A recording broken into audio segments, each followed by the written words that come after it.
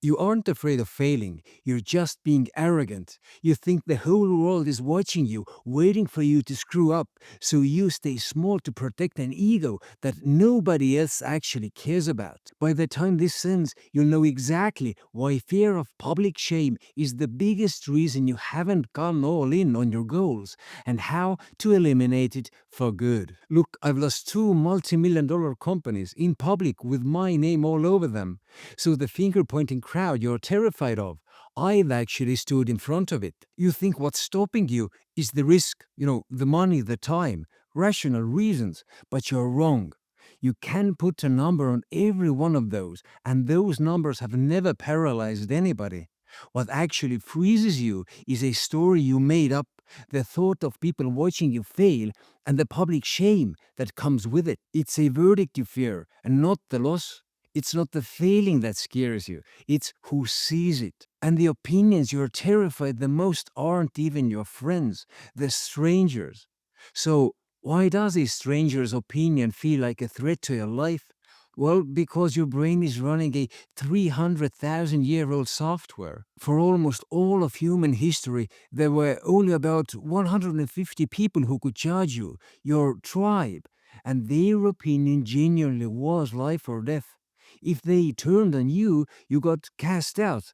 And cast out meant dead, basically. No food, no protection. So your brain learned to treat judgment as a mortal threat. But here's the glitch.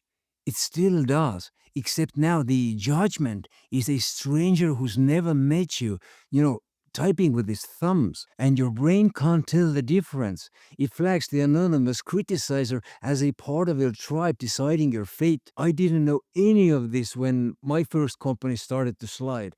I felt that sort of ancient tribal fear, and it broke me. When I was forced out of business by the big telecom I was cooperating with, I was paralyzed by the fear of what the public would think about me.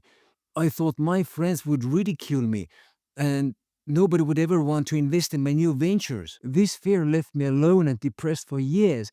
But here's the catch. It was not because my fear was true, but because I believed it was true. I imposed the isolation upon myself, and needless to say, those were very dark years. The second failure was even bigger, but it's where I finally figured out the three steps that allow me to take massive risks today. So here's what happened. This company in the fitness space was big, public, press everywhere, and my face was on all of it. And it failed. I braced for the worst, and nothing came. The decent coverage buried the bad.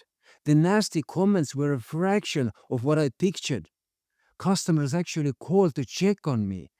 The investors knew the risk from the start, and they cared more about how I handled the failure. So, nobody's watching, which means you're home free.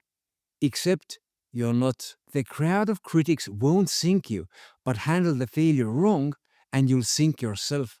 What kept me standing was a simple three-step system. That's it. Step 1. Take the emotion out.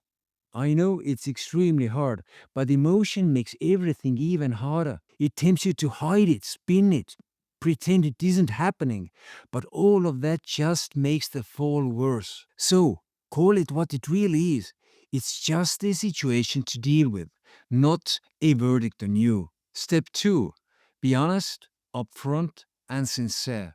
Own the mistakes openly before anyone asks. Investors, customers, everyone. Shame needs the dark to survive.